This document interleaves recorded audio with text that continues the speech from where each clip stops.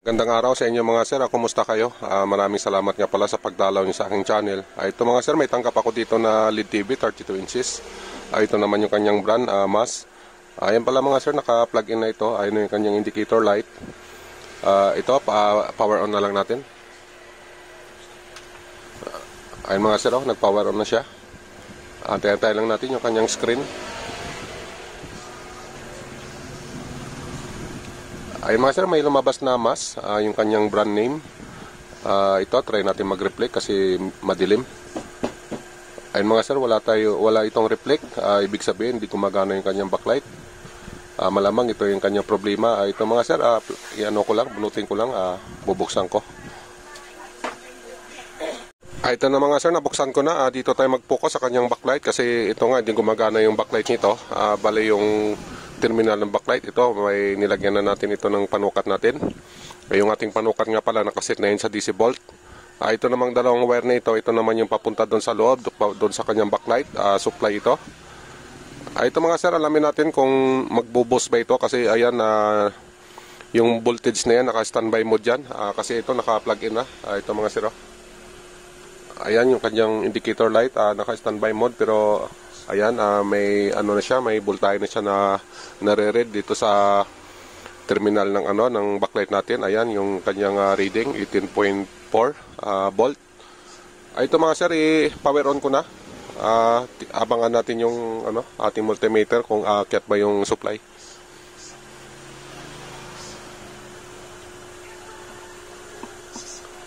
Ayan mga sir, nag-power on na. Dito tayo sa ating multimeter. Ayan, wala pa. Ayan mga sir, nag-boost siya.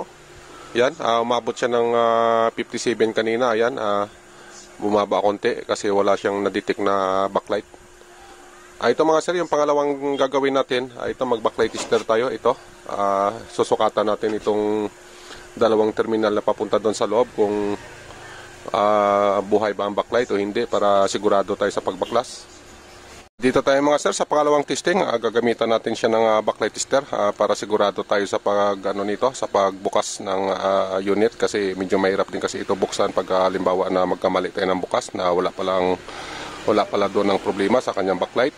Ito para sigurado tayo gamitan natin ng backlight tester. Ito nga pala mga sir, ay na ready na, nakatakin na dito sa terminal ng backlight.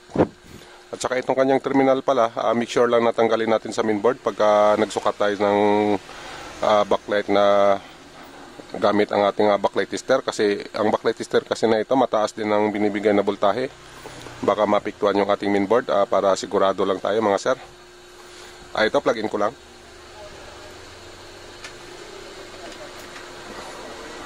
Ayun na mga sir, gumana na yung ating backlight tester. Ayan ang reading natin nasa 246 volts or 47.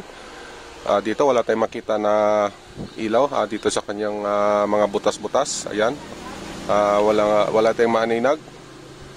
At saka yung ating backlight tester nga pala hindi kumakain ng wattage. Ayun mga sir, hindi siya bumaba. Ibig sabihin may problema nga talaga yung backlight, open. Ayun mga sir, confirm na natin ito na backlight ang problema. Ito, buksan ko lang, alamin natin yung problema sa backlight. Ito mga sir, dalawang strip ang laman nito. Itong isang strip at saka yan, dalawa sila. Bali mayroon na tigli 5 bulb. Ayan mga sir, tigli 5. Ganon din dun sa kabila. Ito mga sir, sukatan natin ito. Yung ating backlight tester nga pala, buhay na. Ayan, nasa 239 volts. Dito tayo sa dulo. Ganito na magsukat mga sir, positive to positive, negative to negative kasi may sign naman ito. Dito yung kanya positive, dito naman yung negative sa kabila. Ayun mga sir, okay naman yung isang strip na ito. Ayan, okay naman. Dito tayo sa kabila. Ayun mga sir, walang reaction. So ang gawin natin dito, iano natin ito. Dito tayo sa dulo-dulo. Dito mga sir, dito saka sa kabilang dulo. Ayan, wala, hindi umilaw. Dito tayo. Ayan, mayroon dito. Dito mayroon din. Ayan, mayroon din dito mga sir. Bali pang-apat na tayo. Dito tayo sa pinakahuli. Ayan mga sir, wala. Dito mga sir, wala dito. Ayan, oh. Bali yung hanggang dito lang. Ayan, oh. Ayan. Dito. Ayan, wala na dito. Ibig sabihin sira ito. Ito mga sir, palitan natin ito. Dito nga pala, may pamalit na ako dito. Bali, isang strip lang yung palitan natin ito. Ayan, oh. Tsaka ito, sukatan natin ito mga sir. Ito mga sir, yung ating pamalit. Ayan. Yan, 5 bulb din yan. Yan. Pagkatapos yung kanyang reading, ayan, nasa 12.4. Yan. Dito tayo sa kanya, itong okay pa. Itong isa na okay pa, ito sukatan natin. Ayan, nasa 12.3. Ayan mga sir, parehas lang to.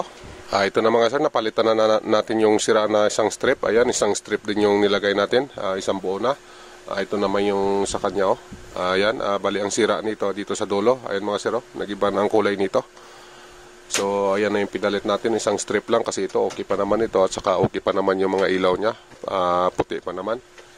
Saka ito nga pala, naka-standby mode na ito. Ayan, oh. Ito kasi bago natin ibalik yung kanyang pinaka-panel, ito, yung screen nito. Ito, final testing muna natin yung mga backlight niya mga sir. Para, kasi pag halimbawa na may problema ulit, mahirap magbaklas ulit ng kanyang panel. Mas maigi yung siguraduhin natin na okay yung backlight bago natin ibalik yung kanyang pinaka-panel. Ito mga sir, power on ko lang ito. Kasi naka-plug in na ito. Dito.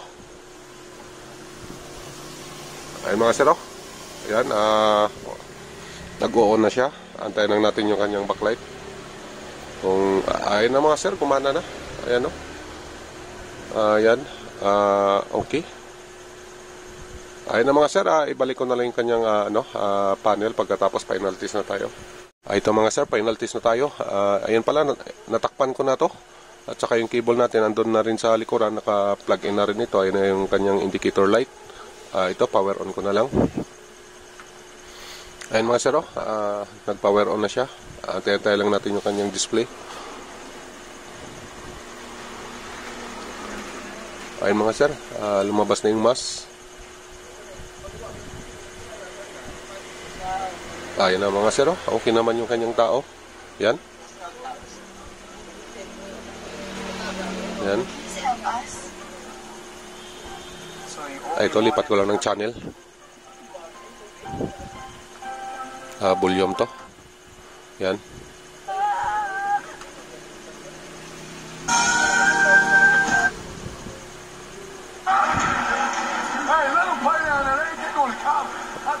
Ayun mga sir, okay na.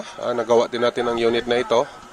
Hanggang dito lang mga sir. Sana makatulong itong pag-share ko sa inyo. Kung nakabinipit kayo, pahingin na lang ng like at saka subscribe. Maraming salamat sa inyo. At mag-iingat na lang kayo lagi. God bless. Bye-bye.